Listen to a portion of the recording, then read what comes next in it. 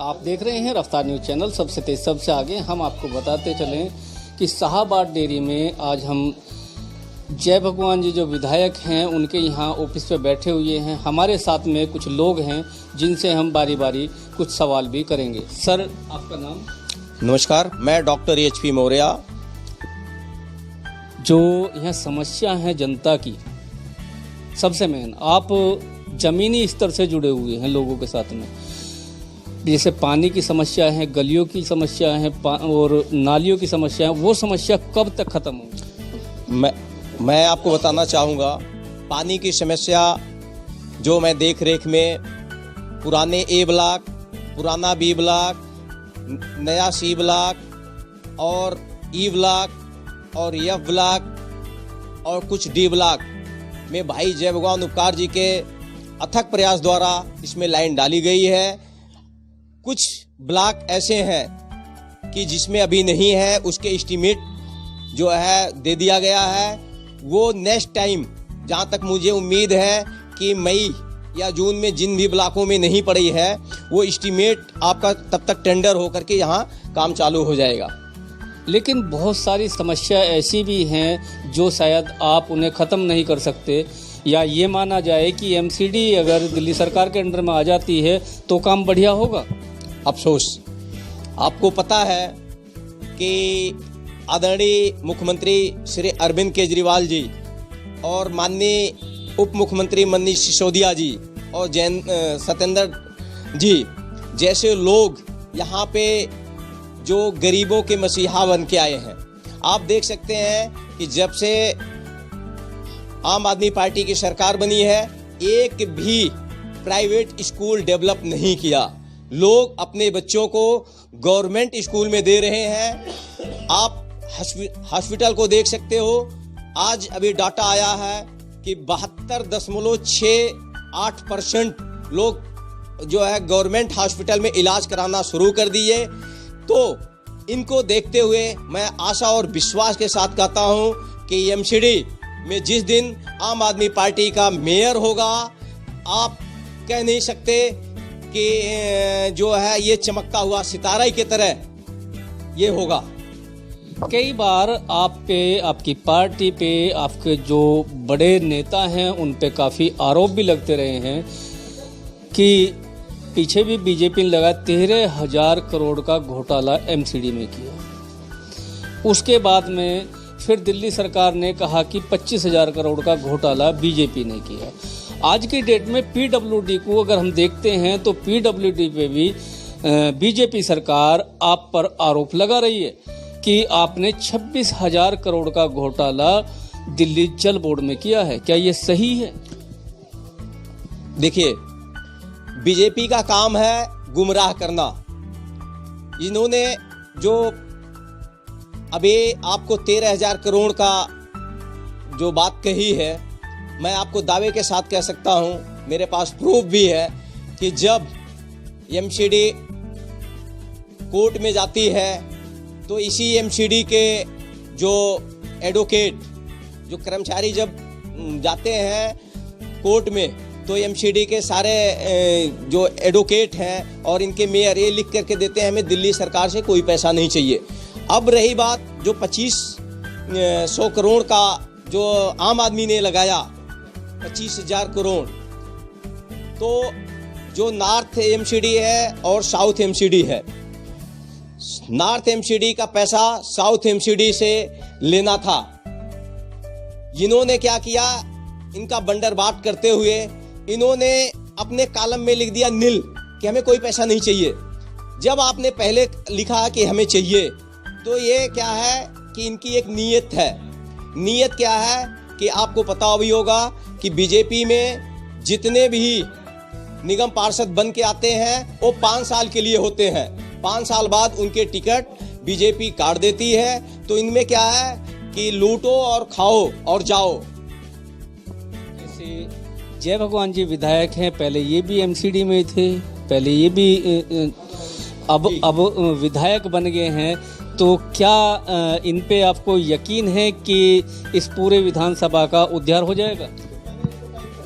Sir, जय भगवान जैसे मेहनती जय भगवान जैसे ऊर्जावान व्यक्ति जो अपनी जनता के लिए दिन रात सतत प्रयास करता है, इनके साथ एक लंबी टीम है, वो लगी रहती है।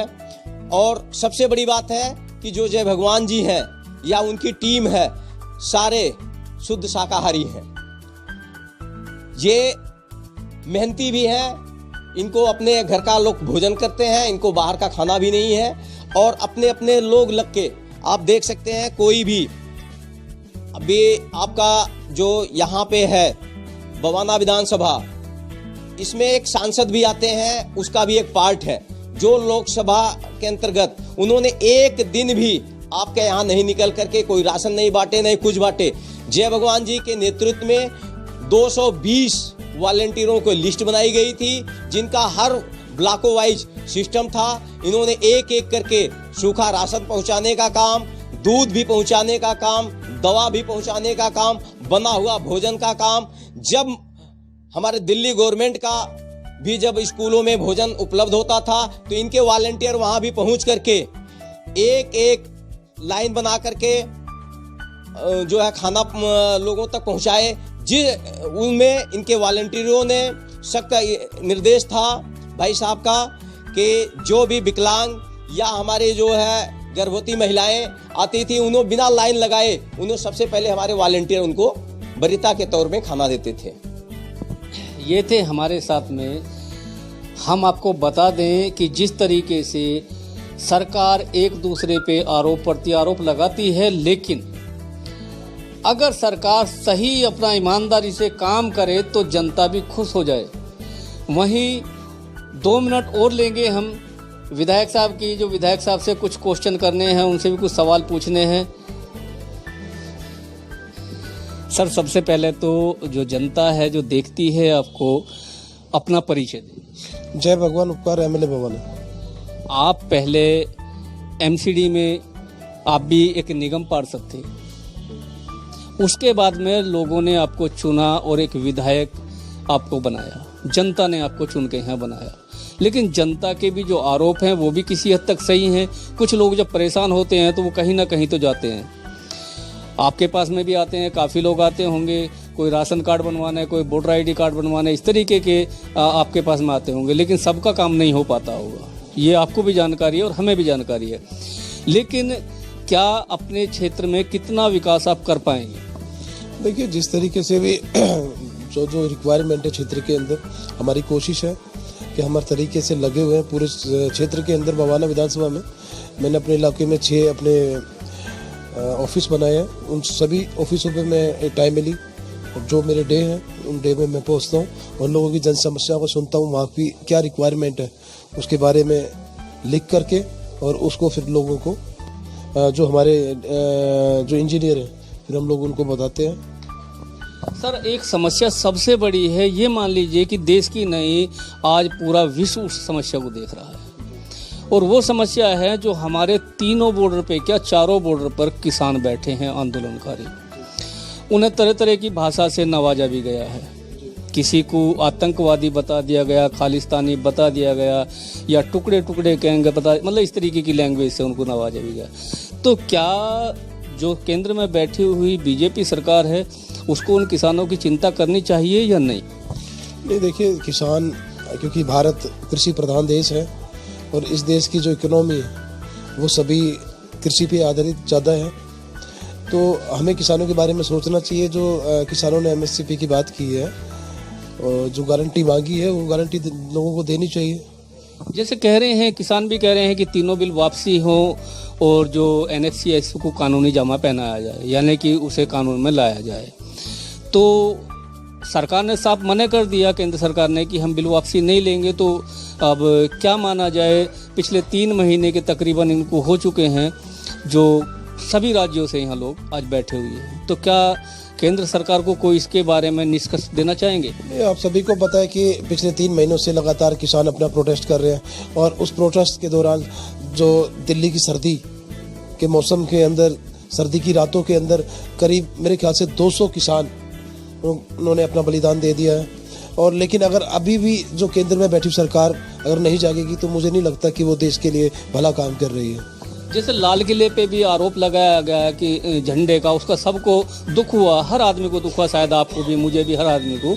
लेकिन जिस तरीके से पुलिस का बंदोबस्त ना हुआ या पुलिस ने सुरक्षा में कमी छोड़ी, रास्ते जिनको जाना था वो बंद कर दिए, जिनको जाना नहीं था वो खोल दिए, तो क्या इसमें दिल्ली पुलिस के ऊपर भी सवाल निशान खड़े होते हैं? देखिए, मैं आपको बताना चाहता हूँ, जब हमारे माननीय 6 विधायकों ने अमित शाह जी के घर पे जाकर के और प्रदर्शन करने की बात कही, तो जो हमारे माननीय विधायक थे उनको घरों से उठा लिया गया।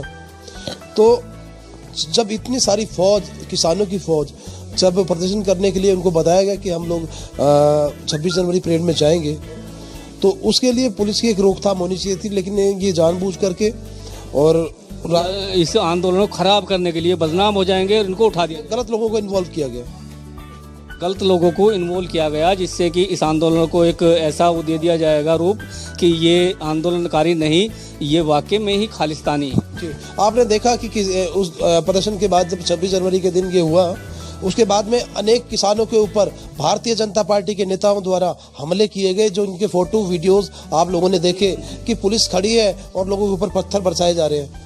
लेकिन दिल्ली पुलिस उन पर कोई कार्रवाई नहीं कर रही है, बजाय किसानों पे तो कार्रवाई शायद हुई है, लेकिन जो वहाँ दंगे में शामिल लोग थे जिनकी फ़ोटो और वीडियो उपलब्ध है, लेकिन उन पर कोई अभी तक कार्रवाई नहीं। देखिए, अगर भारतीय जनता पार्टी देश के अंदर शासन कर रही है और देश की सरकार को चला रही है, तो उन्हें देश हित में आकर के जो भी भारतीय जनता पार्टी कार्यकर्ता है उसके खिलाफ में FIR दर्ज करनी चाहिए, जिन्होंने किसानों के ऊपर हमला करने की कोशिश की। अब सबसे बड़ा मुद्दा बन चुका है ये देश का नहीं, पूरी दुनिया की नज़र इन 3 बॉर्डरों पर लगी हुई है, सिंगू बॉर्डर हो या टिकरी बॉर्डर हो या गाजीपुर बॉर्डर हो, पूरे विश्व की नज़र। कुछ लोगों ने बाहर से ट्वीट किया तो उनको भी हमारे जो क्रिकेटर थे या फिल्मी दुनिया के कुछ सितारे थे, उन्होंने भी उस ट्वीट पर जवाब देना शुरू कर दिया। तब से कहाँ सो रहे थे? देखिए, आप देख रहे हैं कि दिल्ली चारों तरफ से, 3 तरफ से हरियाणा से और एक तरफ से यूपी से घिरी हुई है।